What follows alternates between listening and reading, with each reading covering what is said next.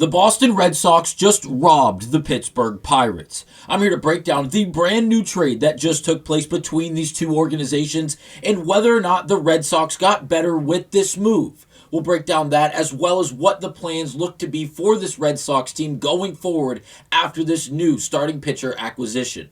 We'll break down all of that on this episode of Red Sox Digest. But first, please do remember, if you want to stay up to date with everything Red Sox, scroll down and click that subscribe button. We do appreciate all the love and support, so thank you guys. But now let's get to it and break down a major trade for the Boston Red Sox. Now, it is not the headliner or blockbuster name we were all anticipating when it came down to the starting pitching market coming into the offseason. That was really speculating and circulating around this Red Sox organization. But I'm here to tell you not to overreact and not to start burning bridges between you and your overall opinions on Craig Breslow and the rest of the front office for this Red Sox organization. And the reason being, and I understand the connections this Red Sox team has been in allegedly for the last year and some change, dating back to last year's trade deadline and Joe Ryan, and now through this up to this point in the offseason where names like Mackenzie Gore, names like Freddie Peralta, Hunter Green, Chris Bubich, Cole Reagans, the list goes on, of notable names that have been in connections to this Red Sox team. And despite that, and despite the words from Craig Breslow where he, and again, I am paraphrasing ever so greatly, so don't exactly quote me here, but Breslow is on the record saying something along the lines of, we don't want 4s and 5s. We want a number 2 guy to put next to the ace and Garrett Crochet. And up to this point in the offseason, yes, the Red Sox have gone out there and acquired starting pitching in Sonny Gray and now Johan Ovideo, but are either of these guys a dominant number 2? Are either of these guys have even the expectations or just a level of hope surrounding them that leaves Red Sox Nation and this organization hopeful they will be the number 2 option in the starting rotation by the time of, I don't know, the next time when the regular season begins, this up-and-coming regular season begins, or even by the trade deadline of this up-and-coming season?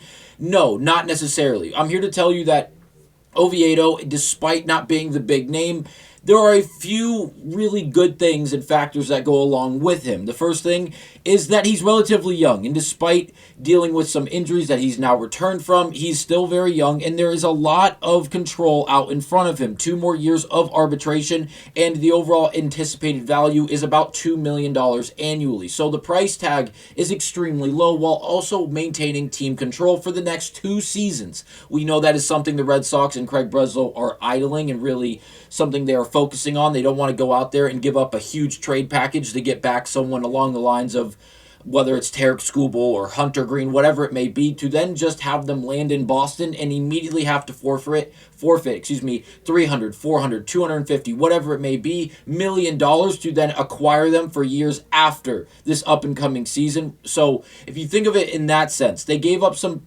pieces, some assets, some prospects, which we'll get to in just a second, in exchange for a 26-year-old starting pitcher with 2 more years of control, and it seems like a whole lot of potential out in front of him. Now we got the news from Jeff Passan as he goes on to say tonight the Red Sox are acquiring right-hander Johan Ovideo in a deal that will send outfielder Yaxon Garcia back to Pittsburgh. Sources tell ESPN in total it's a 5-player trade. The password, Garcia, is who we are referencing, one of the top prospects in the Red Sox organization who didn't do a whole lot in the 3 games that he was able to come up to the major league level and actually participate in this past season. And it felt like the Red Sox were willing to trade him. There was conversations, he was in trade conversations dating back to this past trade deadline that we referenced earlier and Joe Ryan. And obviously nothing took place. And now through up to this point in the offseason, a lot of the conversations surrounding the Red Sox and the assets they're going to be looking to trade are outfielders, particularly Wilyer Abreu, Jarren Duran, and now the password because of really the logjam they have in the outfield position with the amount of talent they have. Obviously, the 2 names we've already mentioned, as well as Roman Anthony, Ceddanne Rafaela, and others that have the flexibility to move out into the outfield and play defensive reps. So in exchange for Johan Ovideo, it's a 3-for-2 trade here in the favor of the Boston Red Sox, getting a catcher, a left-handed pitcher, and obviously the right-handed pitcher in Oviedo in exchange for the password and a right-handed pitcher who is in the single-A department, or the single-A level, if you will, down in the minor leagues. Overall, I don't hate this trade. If you look at this overall the year-by-year progression for Oviedo. He was dealing with an injury. He came back from Tommy John, and it wasn't just the Tommy John he was dealing with. In the process of healing from that Tommy John and rehabbing, he was dealing with a lat injury that progressed him even further, and he has returned. And since returning, he didn't qualify on Baseball Savant this past year because, well, he only played in 9 games, and he only pitched in 46 innings. But in doing so, he was able to strike out a lot. He was able to create a lot of whiff on swing and misses. And he didn't walk a whole lot. It won't say he was the top of the tier, if you will, and wasn't walking anybody because there were some walks there, about 2-to-1 average in the sense of a strikeout to walk ratio. But the extension numbers, he did qualify as he was in the top 96 percentile of the league, which is great to see. But then you look expected batting average, average exit velocity, whiff percentage, barrel percentage, and hard hit percentage, all of them at least before things could actually qualify, because he didn't qualify because of the lack of innings pitched.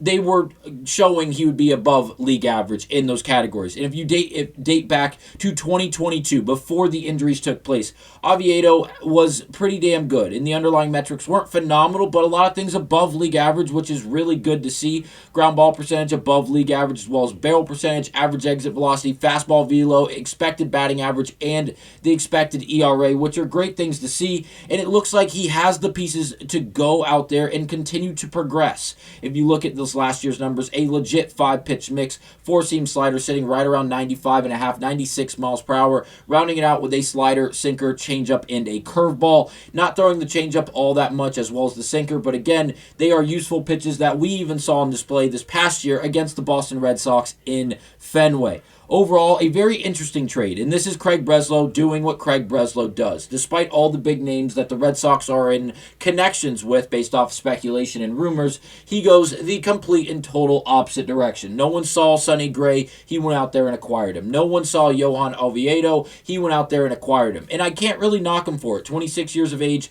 a lot of playing time out in front of him, including 2 years of team control outside of this last season that was just completed.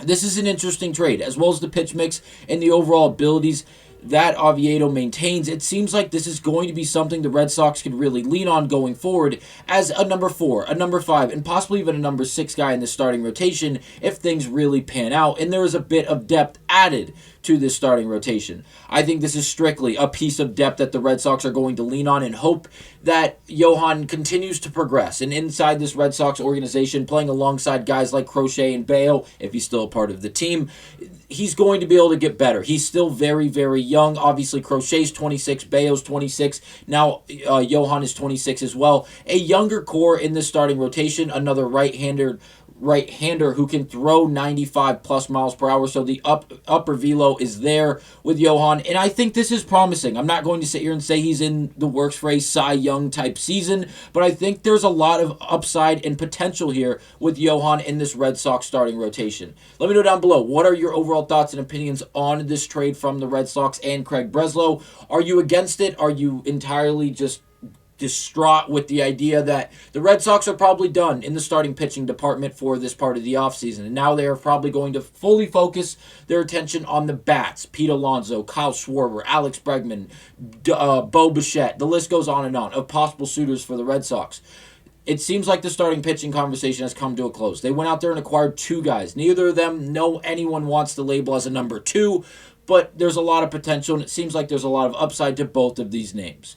I'm okay with it. I'm indifferent, to really be honest with you guys. The more I think about it, the more I'm trying to sell myself on the idea that this young 26-year-old is going to fit in, and he's going to be able to really flourish in the starting rotation, as he's not going to be the number 1 guy. I don't think it's an overpay by the Red Sox. Garcia was being talked about in a lot of conversations, and what we saw on the major league level in a very, very, very small sample size, it didn't seem like he was going to have an opportunity, especially with the amount of talent and the overall amount of assets they have available to play in the outfield in Boston. It seemed like the smartest decision to go out there and trade him for as many goods as they can get. And again, getting 3 players back in exchange for 2, and really 1 in the sense of it's 1 single-A guy and 1 guy who has been in AAA with monster numbers, but again, in the major leagues, a very small sample size, not really performing. I think it's a good trade for the Red Sox. I hope they continue to be active in this offseason and go out there and acquire a big-name bat to really round out this offseason. Again, let me know down below your overall thoughts and opinions on this move, and I will see you guys on the next episode of Red Sox Digest.